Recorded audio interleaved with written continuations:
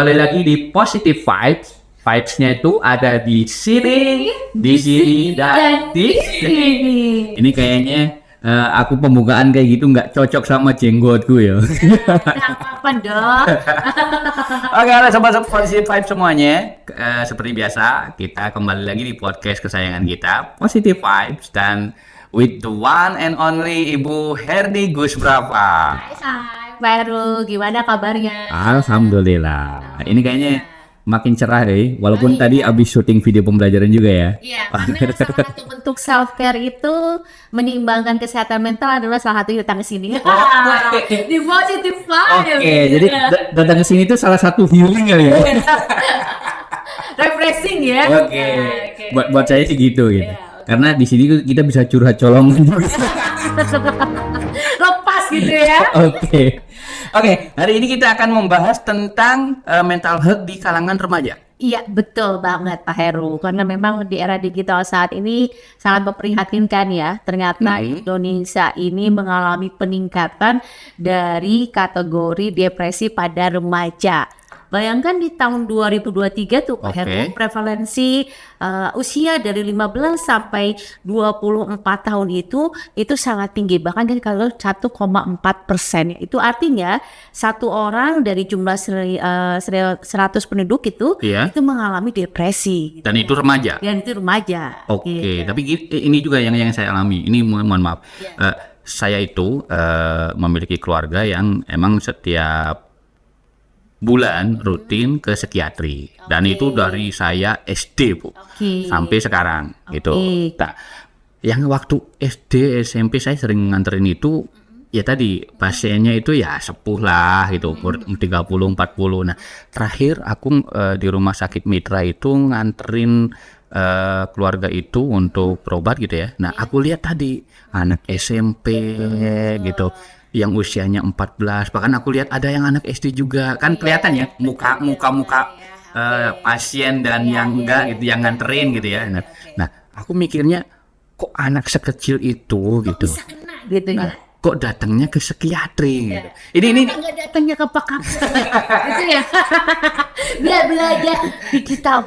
Oke, gitu ya. Belajar media digital. Yang aku bayangin gini, anak sekecil itu emang beban apa sih Bu sampai segitunya, sampai dia harus berobat ke psikiatri kayak gitu?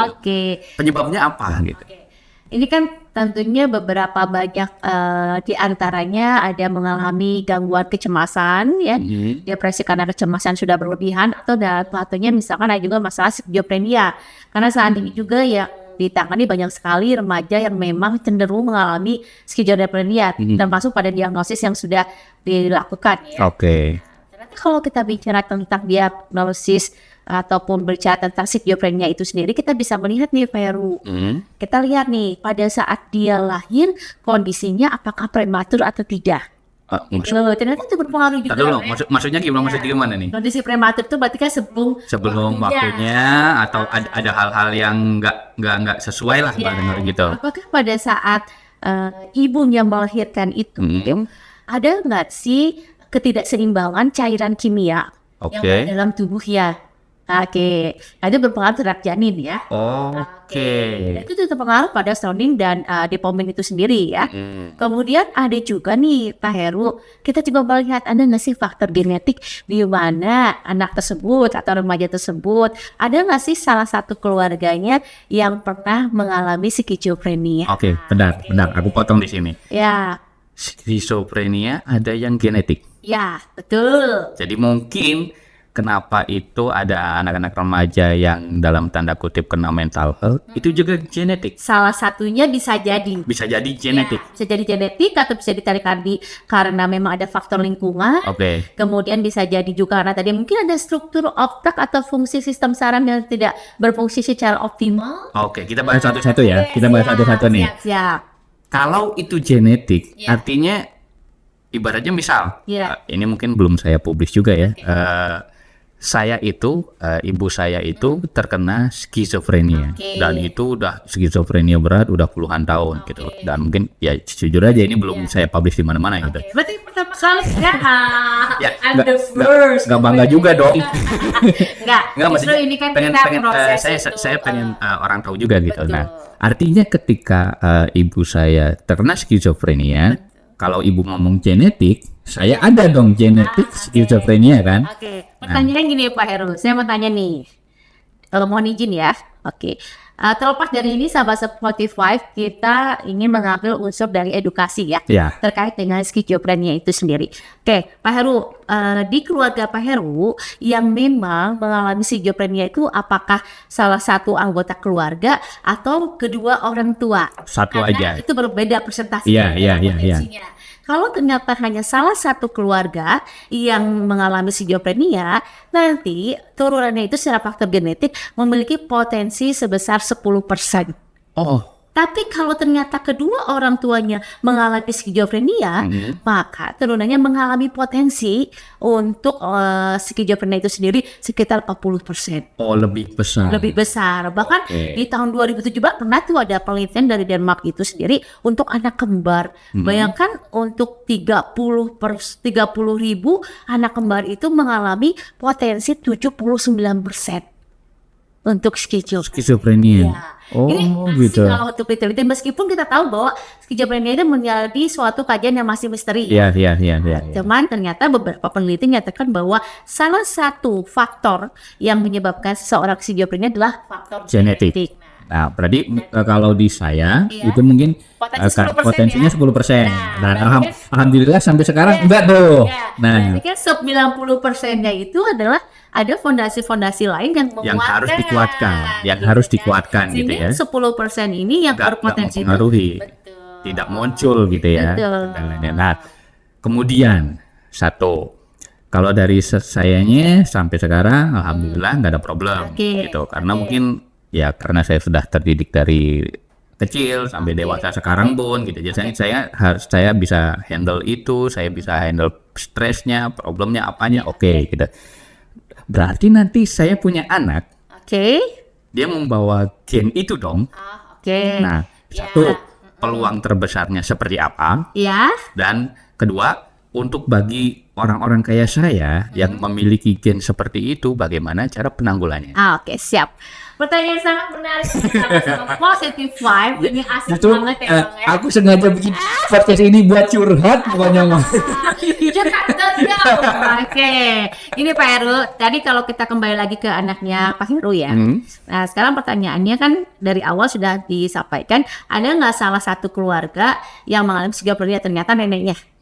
Berarti meskipun kedua orang tuanya tidak mengalami, Tidak. tapi ternyata ada pengaruh dari neneknya yang pernah mengalami, berarti ada kemungkinan, saya bilang nggak pasti tapi kemungkinan untuk berpotensi sekitar 10% mengalami skizofrenia. Nah, sebelum lanjut ke situ, saya penasaran nih sama Pak Heru. Pada saat tahu ibu Pak Heru mengalami hal tersebut, pernah nggak di suatu waktu Pak Heru mengamati perilaku-perilaku yang dilakukan oleh ibu ternyata tanpa disadari atau tanpa terkontrol diri Pak Heru ada melakukan hal-hal yang serupa dengan ibu, misalkan ada suatu waktu merenung lama sehingga lupa waktunya udah berlebihan. Oh, kalau secara ibaratnya kalau secara seperti itu enggak. Nggak, oke. Namun dalam hal apa? Mungkin sikap itu dalam artian misal ibu kan tipe people pleaser. Oh, Nah, oke. yang kayak gitu iya. Oke. Aku tadinya masih sama. Terus Ya. mulai gede apalagi udah mulai sekarang gitu. Kayaknya ini enggak oke deh untuk mentalku nih. Iya, Enggak oke deh udah ini. bisa memilah Iya, ya. gitu. Oke, Jadi oke. saya kalau dulu saya nggak enakan orangnya. Jadi kalau ada minta tolong dong ini, aku selalu okein aja gitu. Kalau sekarang sih enak aja. Kalau haus boleh minta tolong. Kan nggak apa-apa memperjuangkan hak tanpa merugikan orang ya. Nah, kalau sekarang gitu misal orang lain minta tolong gitu, kalau memang sayanya nggak sanggup, aku akan bilang enggak. Nah, gitu. Aku sudah mulai di tahap seperti itu. yang tadi dibilang 90% ya ternyata Pak Heru sudah membentuk personality Pak Heru menjadi perilaku yang belajar asertif. Oke. Jadi berbicara ya apa adanya aja, tegas tapi hangat tanpa menyakiti orang lain. Sehingga ternyata banyak juga kasus-kasus schizophrenia terjadi ketika seseorang itu lebih cenderung pada pasif ya. Oke. Atau tadi seperti pleasure people, apa-apa iya enggak Ya, padahal ya. hatinya tuh menolak gitu kan. Hatinya emang Itu kan tekanan luar biasa, Iya.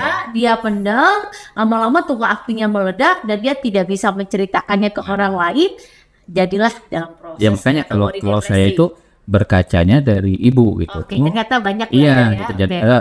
kenapa sih kayak gitu? Oh, dia itu kesel karena ini. Dia kesel karena ini. Oh, berarti aku jangan kayak gitu, sesimpel itu. Ah, oke. Gitu, sesimpel itu. Jadi ternyata hikmahnya untuk Pak Heru sendiri pada saat Pak Heru mengamati seperti oh ini jangan terjadi pada diri saya gitu. Iya, gitu. Sama halnya juga ini juga jangan terjadi pada anak saya. Makanya apa nih? Barangkali ada teman-teman positive vibe juga di rumah yang mengalami posisinya kayak saya. Ada keluarganya atau orang tuanya atau saudaranya atau apanya yang mengidap mental health gitu ya. Nah, kalau itu genetik artinya kan diturunkan ya. Bagaimana cara menanggulanginya kalau itu secara genetik? Oke. Pertama kita sadari terlebih dahulu bahwa itu hanya berpotensi. Oke. Ya. Tidak pasti, belum pasti. Oke. Jangan sampai jadi pikiran dan beban. Nah, ternyata pada saat kita sibuk dengan pemikiran, oh, berarti kalau begitu saya bisa jadi gitu-gitu. Itu sangatlah mungkin bisa, tapi berpotensi saya bilang. Jadi pada saat kita melihat berpotensinya itu lebih sedikit dibandingkan persentase kemungkinan kita memiliki kepribadian yang sehat, kembali lagi kita menggunakan rasional kita. Oh, berarti ada peluang lain yang lebih besar daripada yang itu, berpotensial itu.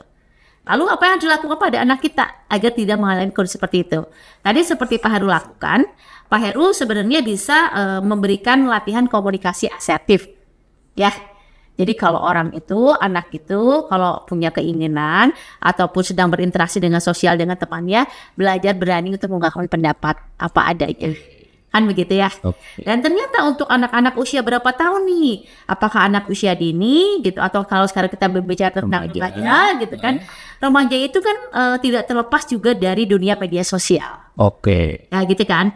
Misalkan kita sebagai orang tua, kita belajar nih, anak kita itu sedang menyukai media sosial apa? Oh, ternyata dia lebih suka melihat tontonan real atau TikTok gitu. Nah, lalu kenapa kita sebagai orang tuanya juga belajar tuh untuk pelajaran hal tersebut selama masih proporsional. Kemudian kita cari tentang hal-hal yang memang menyangkut dengan kesehatan mental positif. Kita share terus di grup keluarga. Oke, misalkan sosialisasi edukasi kesadaran ya tentang pentingnya mental health gitu. Bilang, Dek, kalau kayak gini gimana deh? Gini. Hanya pernah nggak nemuin temen yang mengalami bullying? Nah, kalau ada di posisi seperti itu, apa yang harus dilakukan? Pengen tahu dong, Papa. Kan pengen tahu dunia sekarang beda dengan dunia Papa dulu. Edukasi ya. Jadi bukan kita ngasih tahu, kita tanya dulu. Iya, pendapat betul. dia ya. Sekarang tuh untuk anak-anak sekarang kan berbeda tuh caranya. Nah, benar sih. Ya kan? Karena semakin misal, Dek, kamu gini, apa sih gitu kan? Oke. Gitu ya. Tapi, Oke. Dek, baru nonton berita ini loh, Dek. Menurut Adek gimana ya? Papa sih pengen tahu. Karena kalau misalkan Papa cerita dari versi pemikiran Papa, nanti Papanya masih di dunia yang Papa dulu. Oke, Papa pengen tahu nih dunia adik sekarang seperti apa, dan dunia kakak seperti apa gitu. Jadinya kalaupun itu tetap untuk genetik ini ya ibaratnya kita tetap treatment anak kita yang supaya perlu. mendampingi Sehingga potensial itu tidak muncul dan tidak terjadi. Betul. Itu dari segi genetik nih. Betul. Nah, kalau selain dari segi genetik, apalagi yang mempengaruhi sehingga kok bisa anak remaja sekarang kok bisa banyak kena mental health? Nah, gitu. itu dia kan kembali lagi kepada pembentukan karakter. Keluarga tuh punya fungsi penting banget dalam pembentukan karakter anak. Keluarga. Ya, yang utama. Oke. Makanya dalam misal benar ya, madrasah utama itu adalah gitu ya. Oke. Aduh, ibu ada telepon. Ya. Kita belajar ya, sama-sama sedang belajar. Jadi memang kemudian kepala sekolahnya adalah ayahnya. Oke. Begitu kan? Jadi memang antara ibu dan ayah kan harus saling kompak ya untuk mendidik anak pembentukan karakternya, baik secara moral, sosial, dan itu sangat penting sekali. Kenapa? Ternyata banyak remaja yang mengalami depresi berdasarkan hasil dari survei itu karena mereka itu cenderung memiliki keberhargaan diri yang masih belum optimal, cenderung kemudian memiliki ketahanan diri yang belum bagus. Oke. Atau ada juga ternyata pola asuh yang sangat menentukan. Oh gitu. Ya, ada anak yang ternyata pola asuh yang otoriter itu berapa persen dari orang tua yang melakukan otoriter tuh ternyata ada loh anak yang mengalami cenderung skizofrenia. Oh gitu. Ya.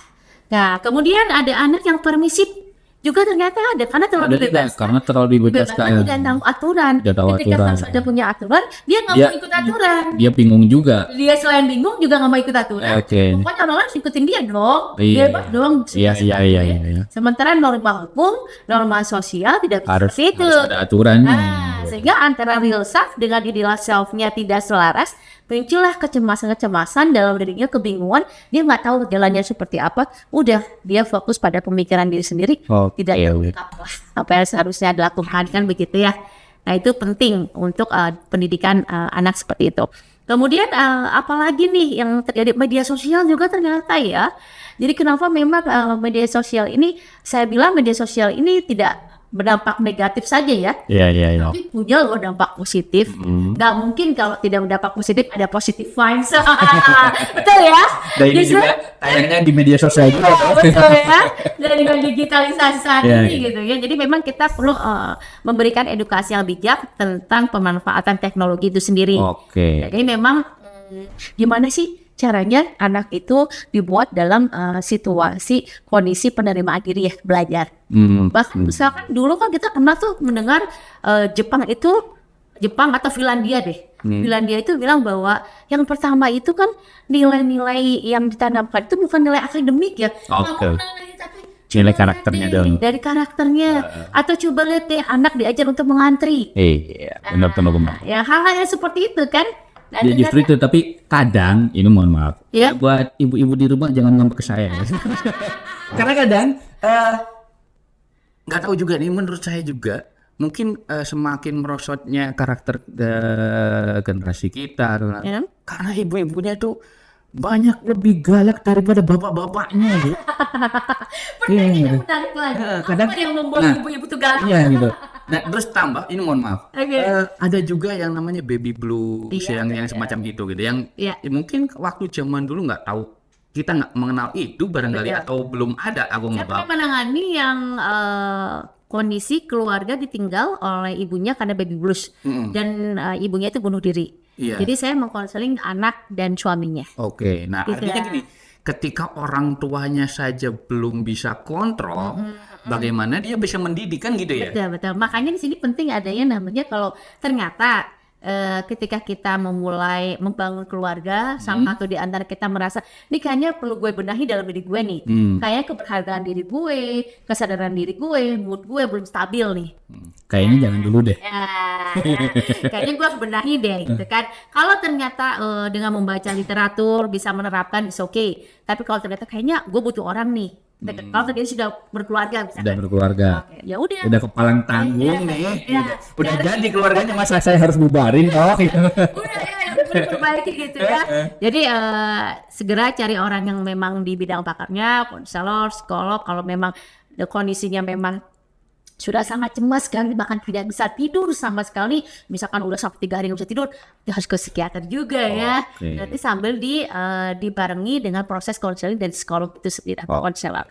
Jadi keluarga salah satu bisa jadi penyebab juga kenapa remaja banyak yang stres.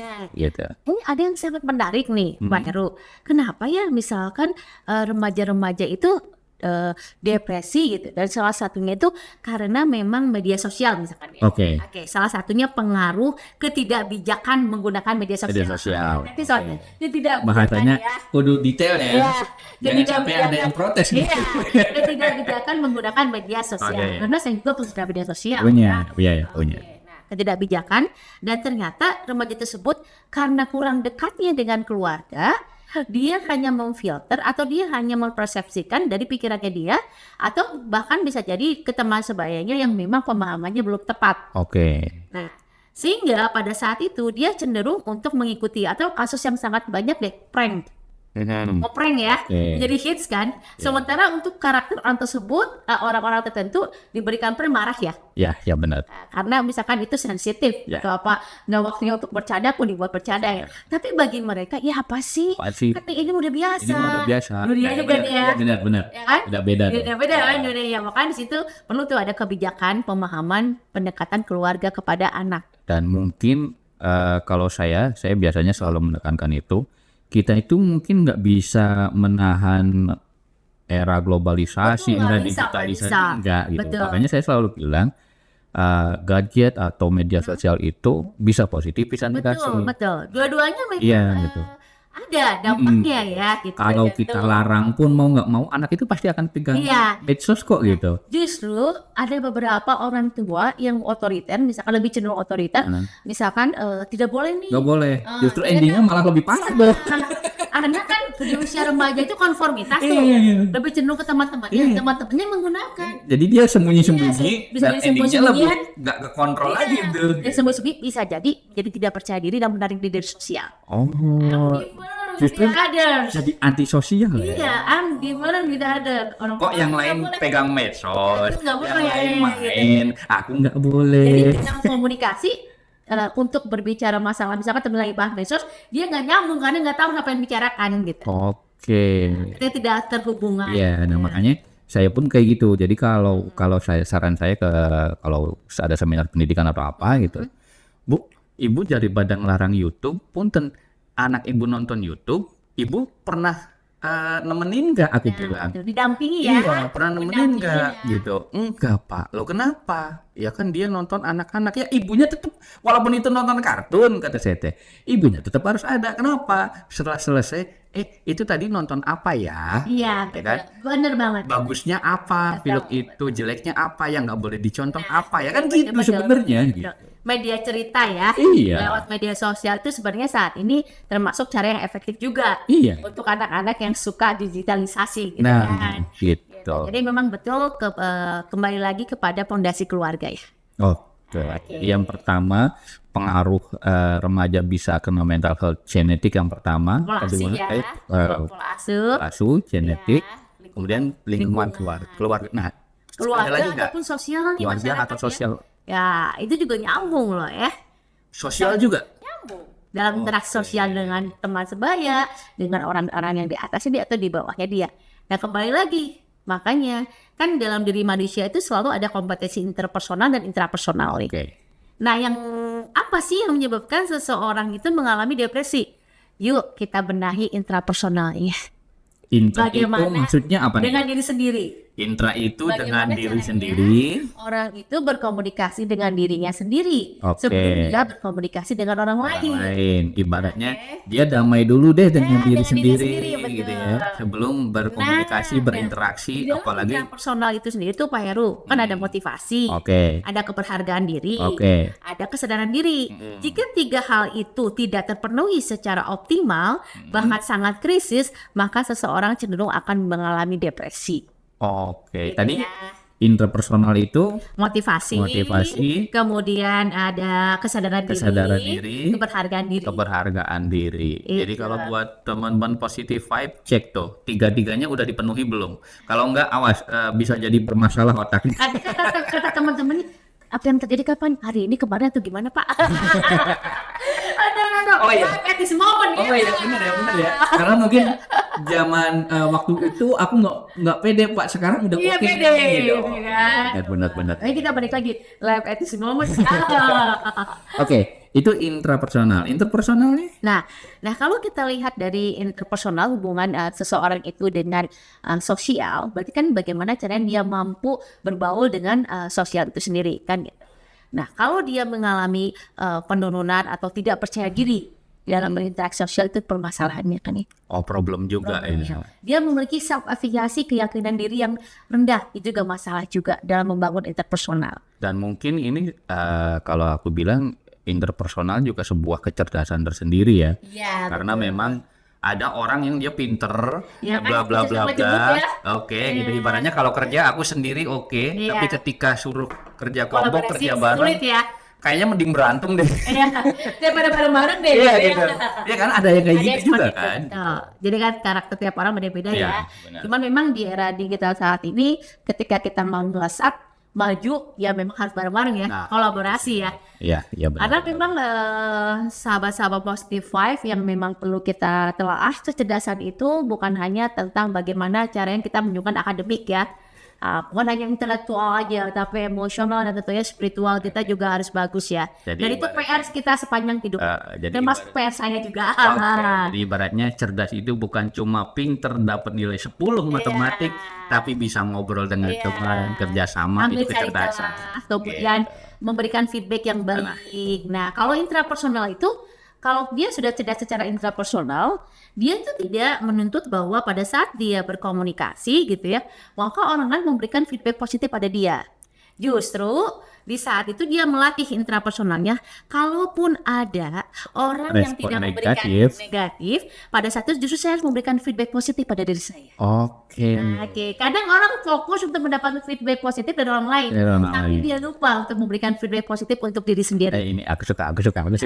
Ya. Karena gini, kadang bener kita itu pengen dipuji orang Betul. lain, tapi kita tuh jarang muji diri sendiri. Nah, betul. Makanya salah satu cara untuk meningkatkan kesehatan mental itu adalah mengucapkan maaf dan terima kasih pada diri sendiri. Maaf dan terima kasih. Diri sendiri, dan pada akhirnya juga kita mengucapkan maaf dan terima kasih pada orang-orang sekitar kita. Oke, tapi jangan sampai terlalu pede juga. Jangan over gitu ya. Ya tuh. Jangan terlalu pede juga, itu nggak bagus. Oke, berarti tadi kita udah ngebahas tentang genetiknya, pola asuhnya, keluarganya, lingkungannya. Ada lagi nggak yang menyebabkan remaja itu mengalami mental health? Nah, itu kan sebenarnya tadi yang sudah kita jelaskan sudah mencakup ya. Semuanya. Ya. Oke, karena memang kembali lagi kepada kemampuan dia dalam intrapersonal dan interpersonal. Kalau kita kerucutkan dua sebenarnya. Apa tuh? Intrapersonal dan interpersonal. Interpersonal. Ya, kan? Itu yang Menyebabkan mempengaruhi ya. Jadi gimana sih kelenturan dia secara interpersonal, kelenturan dia secara intrapersonal. Oke. Gitu. Makanya perlu nih untuk remaja-remaja sekarang diberikan edukasi, kemudian perlu juga diberikan cara bagaimana melatih melatih dalam menghadapi kecemasan, Oke. melatih dalam berbagai macam tantangan. Contohnya misalkan banyak nih sekarang buku-buku gitu ya. Kalau kita lihat, tapi tidak bisa dipungkiri memang literasi sekarang semakin menurun dalam bentuk buku fisik. Begitu ya, Oke. penggunaan buku fisik ya. Makanya kita juga tidak bisa memaksakan untuk awalan pada remaja, misalkan kamu baca deh buku itu bagus, bisa jadi dia memang tipenya itu audio gitu ya, atau tipenya visual. Ya kenapa tidak, kita carikan saja misalkan video-video yang menarik yang bisa meningkatkan kesehatan mental dia, sambil nanti kalau kita mau bangun literasi secara physically gitu ya, dalam bentuk materi gitu, kata oh ya Dik, coba Dik, papa lupa atau mama lupa nih bagian ini, coba ketik di Google itu bagian ini ada nggak di artikel apa, berita apa. Teman-teman sadari dia membaca kayak gitu ya, perlahan-lahan tapi pasti ya. Oke. Oke, Kita udah tahu penyebabnya apa. betul. Tapi aku penasaran. Ada nggak? Mungkin ada di beberapa yang di rumah juga. Kayaknya aku udah ngerasain itu nih Bu. Oke. Aku udah kena depresi, akhirnya Iya. kena mental health. Oke. Ada kasus nggak yang kena mental health di waktu kecil, kemudian atau waktu remaja, kemudian di treatment, kemudian dia sembuh total? Ada. Ada. Alhamdulillah ada. Bisa ceritain nggak? Oke, secara gambaran umum Iya. ya. Oke. Jadi waktu itu saya pernah menangani seorang anak yang memang masih dalam kategori di bawah 15 tahun. Dan ironisnya pada waktu itu di usia SD dia itu sangat aktif sebenarnya. SD oke nih. Oke, SD normal. aktif Oke. menurut pengamatan orang Luar tuanya. lah. Iya, luar serta sekolah sebelumnya. Oke. Di SMP dia mulai adaptasi baru. Dan dia ternyata pada saat dia harus berpisah dengan sahabatnya yang di SD, Oke. dia seperti mengalami grip, duka dalam. Nggak cocok. Nah, gitu ya. Iya. Dia merasa sepi, kesendirian.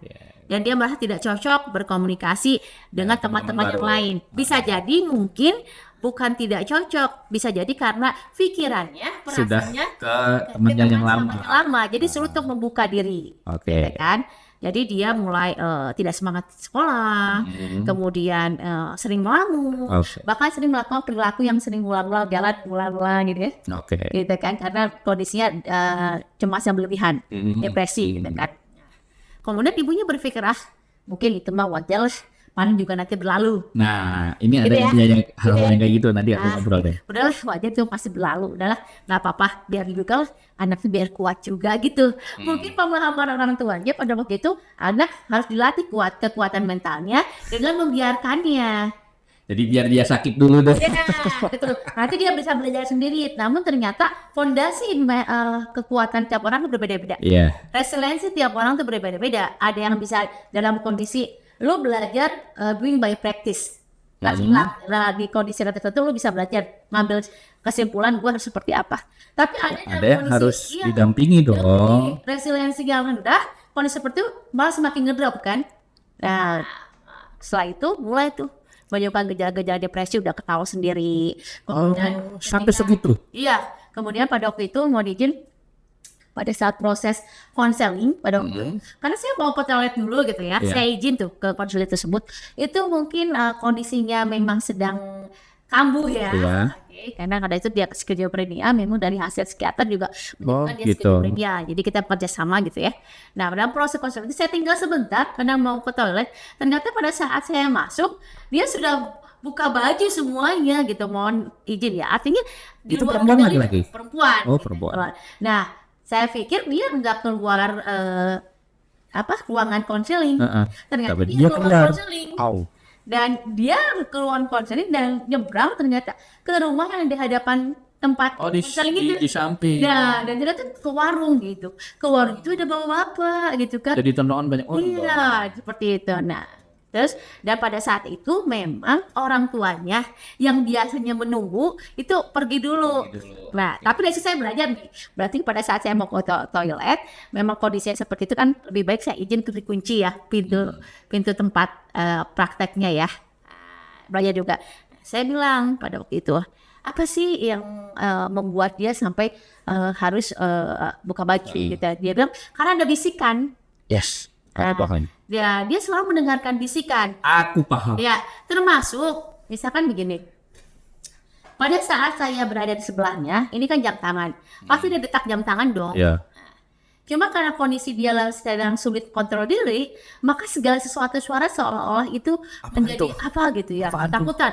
Termasuk suara keran itu seperti yang dia dengar suara keran itu ada orang yang membicarakan dia. Gitu kan?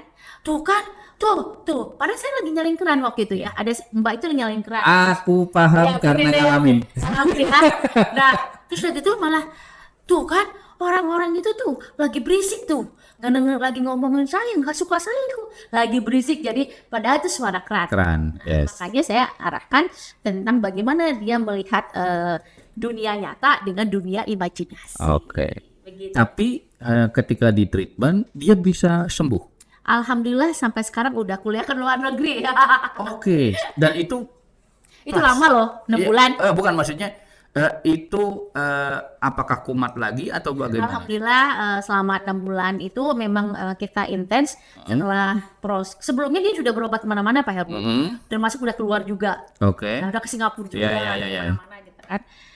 Ternyata mungkin belum tepat ya. Iya. Dan ternyata pada saat kita mengkonseling orang tersebut, bukan hanya orang tersebut tapi keluarganya wajib ya Oke. berintegrasi. Oke. Jadi nanti saya punya PR di keluarganya harus seperti apa dia berlaku di rumah.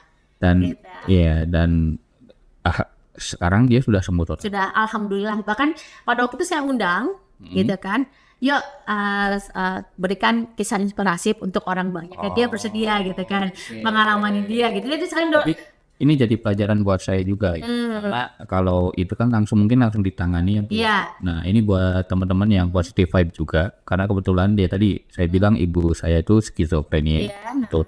Dan Karena mungkin zaman dulu dan kita orang kampung, Bu, kita nggak ngerti, Nggak paham ya. nggak paham. Itu Ya tuh tadi apa gitu kita ya. dialihkannya selalu ke mistis ya. Betul. Jadi Ini ya tadi, jangan-jangan benar ya ada tadi yang ketika benar ini, gitu ya. wah ini ada orang suara bisik-bisik. Iya, Kita betul. apaan sih? Wah Iya. kayaknya diguna-guna di whatever itu gitu ya.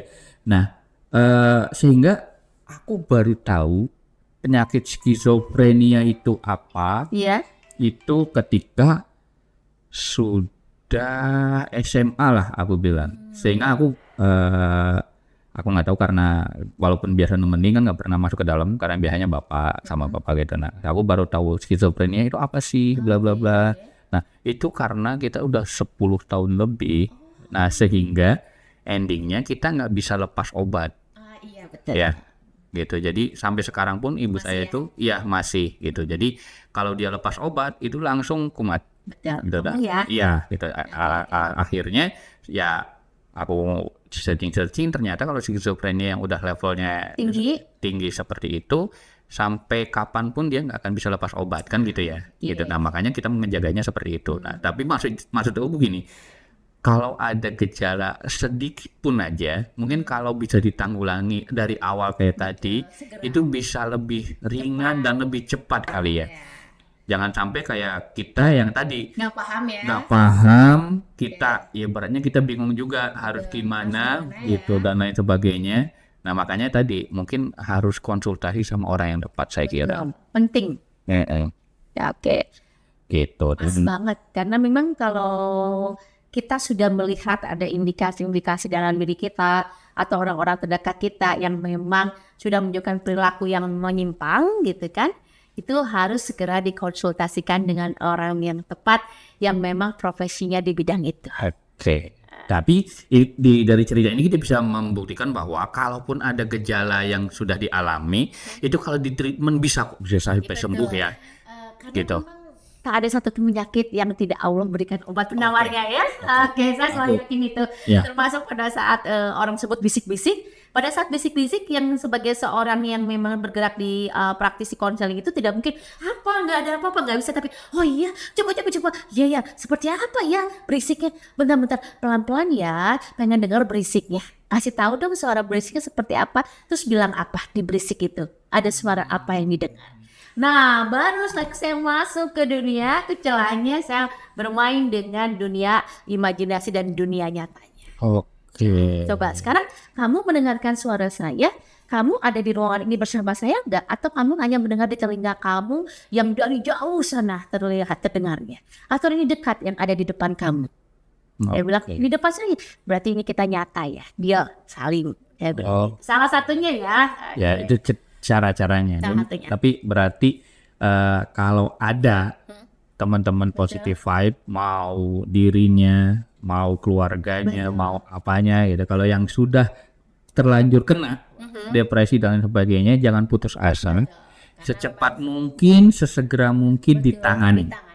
Ada satupun penyakit yang tidak ada penawarnya dari Allah Subhanahu Wa Taala ya. Gitu. Oke. Jadi please jangan ke dukun.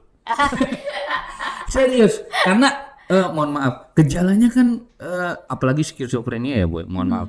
Bagi yang nggak tahu, mereka itu bisa melihat api di tengah-tengah ini loh. Serius. Imajinasinya Serius. luar biasa. Tanganmu keluar api, padahal di tangan kita nggak ada apa-apa. Karena imajinasinya luar Yes. biasa ya. Bahkan Halusinasinya luar biasa. ya, itu bahkan ini kok bau dadar, padahal itu nggak ada bau apa. Iya. Se ekstrim itu. Iya. Nah, bagi kita yang logikanya Jalan ya. jalan gitu, normal. lah kita bingung gitu. Iya, harus Kok nggak bagaimana ada, ya? iya, kok nggak ada. Dan dia dijelasin seperti apapun, dia melihat api. Iya, Dia. Jadi kita ngomong itu nggak ada, dia ngelihat. Betul. Nah, jadi kita mempercayakan, memaksakan kenyataan ke dia itu nggak bisa. Gitu. Nah, makanya butuh kayak Betul. Bu Herni tadi, Iya. butuh orang yang ngerti bagaimana terapi. Karena ada bahasan khusus Pak Heru. Iya, ada gitu. gaya tubuh yang khusus juga pernah kasih break itu. Ya, gitu. Nah, jadi kalau ada teman-teman dari Positive Vibe yang keluarganya atau apanya, jangan putus asa, segera diobati. Apalagi kalau masih remaja nih ya, kita lagi ngomong di remaja ya, mental health untuk remaja itu masih panjang banget dan buktinya ada juga yang sembuh gitu. Alhamdulillah. Iya gitu. Nah kan kebetulan ada juga saudara saya yang kayak depresi waktu SMP SMA gitu ya. Setelah sekarang dia sembuh dan sekarang bisa jadi guru gitu. Iya gitu. Nah artinya itu kan ada cerita-cerita yang bisa treatable, yang bisa sembuh loh gitu. Tapi tentu aku lihat kalau saudaraku itu dia rutin emang setiap bulannya prosesnya gitu. Dirawat. Nah gitu, jadi kalau ada gejala-gejala seperti itu segera mungkin jangan ke dukun, jangan ke paranormal, oke? Segera ke ahlinya, kayak modelan Bu Herni ini ke konsultan, ke psikiater, whatever itu supaya emang itu bisa di-treat secara profesional gitu ya. Nah, oke, kita udah ngobrolin tentang penyebabnya, bahkan kita udah ngobrolin ada nih buktinya yang bisa sembuh. Betul. Gimana cara mencegah supaya kita nggak kena mental health untuk para remaja yang di rumah? Bagi orang tua, bangunlah attachment yang bijak dengan anak remaja, karena remaja adalah dunia konformitas, dunia di mana lebih cenderung pada teman kebayanya, gitu kan. Biarkan remaja tersebut memiliki sekelompok yang positif dan jadikan bahwa teman-teman anak kita itu adalah teman kita juga. Itu yang saya lakukan juga pada anak saya. Saya sering membuat saya jadi base camp. Saya ngobrol dengan anak-anak saya jadi sahabat mereka gitu kan. Itu penting ya.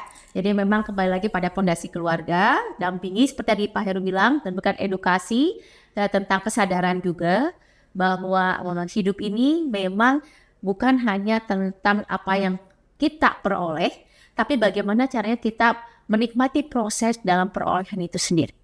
Oke. Itu kenapa juga pada Itu bukan hanya apa yang kita peroleh, tapi proses bagaimana kita memperoleh. itu penting. Kata-katanya orang ini loh. Kok bisa kata-katanya keluar seromantis itu? Berarti ya Mary ya. Oke. Jadi buat teman-teman positive vibe di rumah, kita udah ngobrol banget nih, gitu ya. Jadi emang pondasi awal banget itu dari keluarga kita. Tentunya agama ya, saya lupa. Agama yang pertama, kemudian keluarga. Dan ketika kalaupun misal keluarganya, karena ada juga loh Bu kasusnya ini kalau nggak tahu keluargaku apa bermasalah semua Bu ya. Ada juga keluargaku yang emang ibunya lagi pengobatan ke psikiater juga. Nah, anaknya itu sekarang kayak kalau pegang games itu kecanduan dari pagi sampai sore. Kalau diambil gamesnya itu marah. Nah, bagi orang kalau ibu kan selalu bilang keluarga. Tapi bagi orang yang keluarganya juga kena, ini mohon maaf nih. Kalau ibu selalu bilang kalau mungkin kayak saya nih, kalau saya bisa protect karena keluarga saya oke. Walaupun misal anak saya misal tadi karena gennya ada, tapi saya bisa protect karena keluarganya aku bilang oke lah gitu. Tapi bagaimana dengan keluarganya yang krisis ya?